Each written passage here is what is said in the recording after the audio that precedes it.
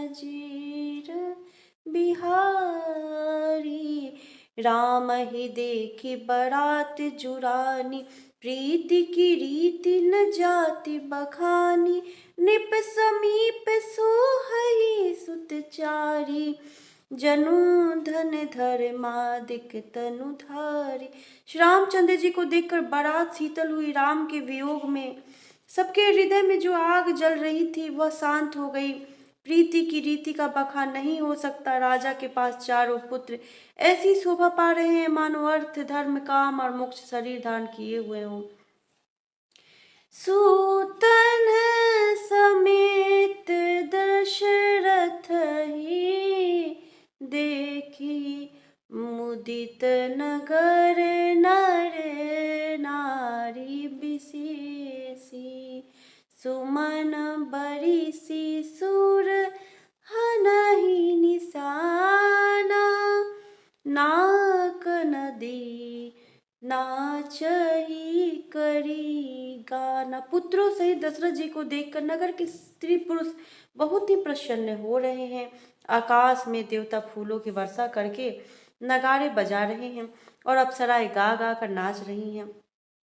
सतानंद अरु विप्र सचिव गण, मांगत सूत विदुष बंदी जन। सहित बरात राव सन्माना, आय सुमांगी फिरे अगवाना। अगवानी में आए हुए सतानंद जी, अन्य ब्राह्मण मंत्रीगण, मागध सूत विद्वान और भाटों ने बारात सहित राजा दशरथ जी का आदर सत्कार किया। फिर आज्ञा लेकर वे वापस लौटे। प्रथम बरात लगन ते आई, ताते पुर प्रमोद अधिकाई। ब्रह्मानंद लोग सब लहई, बढ़हु दिवस निशि विधि सन कहई। बारात लगने के दिन से पहले आ गई है, इससे जनकपुर में अधिक आनंद छा रहा है। सब लोग ब्रह्मानंद प्राप्त कर रहे हैं और विधाता से मनाकर कहते हैं कि दिन रात बढ़ जाए, बड़े हो जाए। रामु सिया शोभावधि, सुकृत अवधि दोराज। जहाँ तहाँ पूरे जन कहि, अस मिली नर नारी समाज। श्री रामचंद्र जी और सीता जी सुंदरता की सीमा है और दोनों राजा पुण्य की सीमा है। जहाँ तहाँ जनकपुरवासी स्त्री पुरुष के समूह इकट्ठे होकर यही कह रहे हैं, जनक सुकृत मूर्ति वैदेही, दशरथ सुकृत राम उदर देही। इन्ह समर काहू न शिव राधे, काहू न इन्ह समान फल लागे। जनक जी के सुकृत पुण्य की मूर्ति जानकी जी हैं और दशरथ जी के सुकृत देह धारण किए हुए श्री राम जी हैं। इन दोनों राजाओं के समान किसी ने शिव जी की आराधना नहीं की और न इनके समान किसी ने फल ही पाए। इन्हें सम को न भयो जग माही, है नहीं कतहु होने नाही। हम सब सकल सुकृत के राशि, भय जग जनमी जनकपुर बासी। इनके समान जगत में न कोई हुआ, न कहीं है, न होने का ही है। हम सब भी संपूर्ण पुण्यों की राशि हैं जो जगत में जन्म लेकर जनकपुर के निवासी हुए। जिन जान की राम छवि देखी, को सुकृति हम सरिस विशेषी। पुनि देखब रघुबीर बियाहो, लेब भली विधि लोचन लाहो। और जिन्होंने जानकी जी और श्री रामचंद्र जी की छवि देखी है, हमारे सरीखा विशेष पुण्यात्मा कौन होगा। और अब हम श्री रघुनाथ जी का विवाह देखेंगे और भली भांति नेत्रों का लाभ लेंगे। कहीं परस पर कोकिल बयनी, एहि बियाह बर लाभु सुनयनी। बड़े भाग विधि बात बनाई, नयन तिथि होई दो भाई। कोयल के समान मधुर बोलने वाली स्त्रियां आपस में कहती हैं कि हे सुंदर नेत्र वाली, इस विवाह में बड़ा लाभ है, बड़े भाग्य से विधाता ने सब बात बना दी है। ये दोनों भाई हमारे नेत्रों के अतिथि हुआ करेंगे। बारह बार स्नेह बस जनक बुलाओ बसिया, लेने आई है बंधु दो कोटि काम कमनीय। जनक जी स्नेहवश बार बार सीता जी को बुलाएंगे और करोड़ों कामदेवों के समान सुंदर दोनों भाई सीता जी को लेने विदा कराने आया करेंगे। विविध भांति होई पहुनाई, प्रिय न काहियस सासुर माई। तब तब राम लखन ही निहारी, होई है सब पुर लोग सुखारी।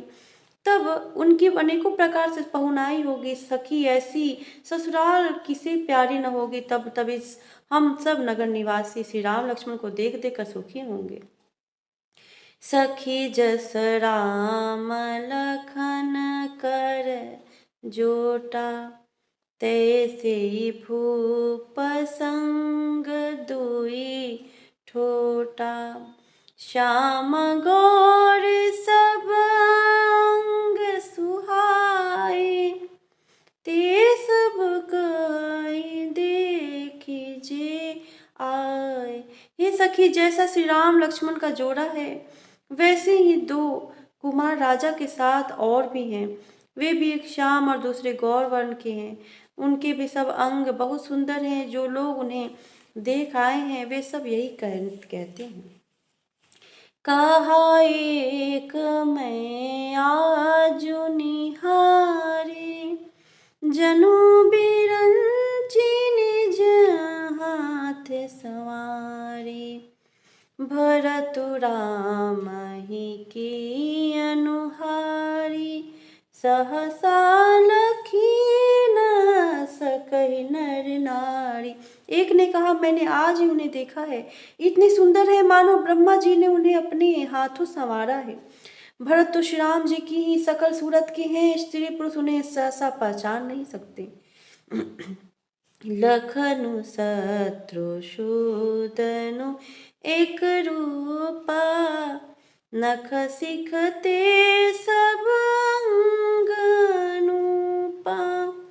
मन भावहि मुख बरनी न जाहि, उमा कहू त्रिभुवन को नाही। लक्ष्मण और शत्रुघ्न दोनों का एक रूप है। दोनों के नख से शिखा तक सभी अंग अनुपम है। मन को बड़े अच्छे लगते हैं, पर मुख से उनका वर्णन नहीं हो सकता। उनकी उपमा के योग्य तीनों लोकों में कोई नहीं। उपमान को कहा दास तुलसी, कतहु कबीर को विदे कहे। बल विनय विद्याशील शोभा, सिंधु इन से है। पुर नारी सकल पसारी अंचल, विधि बचन सुनावई। ब्याहियहु चारियो भाई, पुर हम सुमंगल गावही। दास तुलसी कहता है, कवि और कोविद विद्वान कहते हैं, इनकी उपमा कहीं कोई नहीं है। बल विनय विद्याशील और शोभा के समुद्र इनके समान ये ही हैं। जनकपुर की सब स्त्रियां आंचल फैलाकर विधाता को यह वचन विनती सुनाती हैं कि चारों भाइयों का विवाह इसी नगर में हो और हम सब सुंदर मंगल गावें। कही परसे पर नारी बारी बिलोचन पुलक तन सखी सब करब पुरारी पुण्य पायो निधि भूप दो। नेत्रों में प्रेमांसुओं का जल भरकर पुलकित शरीर से स्त्रियां आपस में कह रही हैं कि हे सखी, दोनों राजा पुण्य के समुद्र हैं, त्रिपुरारी शिव जी सब मनोरथ पूर्ण करेंगे। एहि विधि सकल मनोरथ करही आनंद उमगी उमगी और भरई जे निपसिया स्वयंवर देखी बंधु सब तिन सुख पाए। इस प्रकार सब मनोरथ कर रही है और हृदय को उमंग उमंग कर उत्साह पूर्वक आनंद से भर रही है। सीता जी के स्वयंवर में जो राजा आए थे उन्होंने भी चारों भाइयों को देखकर सुख पाया। कहते राम जसु विशद विशाला निज निज भवन गए महिपाला गए बीति कछु दिने ही भांति प्रमुदित पुर जन सकल बराती। श्री रामचंद्र जी का निर्मल और महान यश कहते हुए राजा लोग अपने अपने घर गए। इस प्रकार कुछ दिन बीत गए। जनकपुर निवासी और बाराती सभी बड़े आनंदित हैं। मंगल मूल लगन दिनु आवा हिम ऋतु अगनु मासु सुहावा ग्रह तिथि नखतु जोगु बर बारो लगन सोधि विधि किन्न विचारु। मंगलों का मूल लग्न का दिन आ गया। हेमंत ऋतु और सुहावना अगन का महीना था। ग्रह तिथि नक्षत्र योग और वार श्रेष्ठ थे। लग्न मुहूर्त शोध कर ब्रह्मा जी ने उस पर विचार किया। पठे दिन ही नारद सन सोई गनि जनक के गन गन जोई सुनी सकल लोगन यह बाता कही ज्योतिषी आही विधाता। और उस लग्न पत्रिका को नारद जी के हाथ जनक जी के वहां भेज दिया। जनक जी के ज्योतिषियों ने भी वही गणना कर रखी थी। जब सब लग्नों ने यह बात सुनी तब वे कहने लगे, यहाँ के ज्योतिषी भी ब्रह्मा ही हैं। धेनु धुरी बेला बिमल सकल सुमंगल मूल विप्रन काहे हो विदेह सन जानि सगुन अनुकूल। निर्मल और सभी सुंदर मंगलों के मूल गोधूली की पवित्र वेला आ गई और अनुकूल शकुन होने लगे। यह जानकर ब्राह्मणों ने जनक जी से कहा, मंगल भवन अमंगल हारी द्रवौ सुदशरथ जीर बिहारी।